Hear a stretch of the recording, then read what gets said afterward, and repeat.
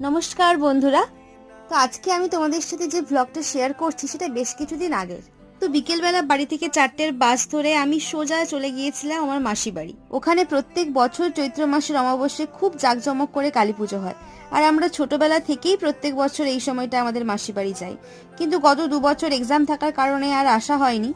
তো ভেবেছিলাম এবছর এসে সবাই মিলে খুব মজা করব, ব্যাস এইটুকুই আর কি। কিন্তু তারপর সন্ধেবেলা আমরা সবাই মিলে লুচি ঘুগনি পায়েস খেয়ে সেজে গুজে চললাম মেলার উদ্দেশ্যে।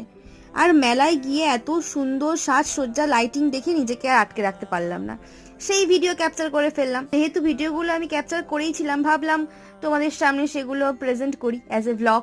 তো মেলায় গিয়ে এত সুন্দর সাজসজ্জা লাইটিং আর সর্বোপরি মাকে দর্শন করে চোখটা জুড়িয়ে গেল। তারপরে আমরা মেলায় প্রত্যেকটা দোকান ঘুরে দেখলাম, জামাইবাবু আর বাবু দাদা আইসক্রিম খাওয়ালো।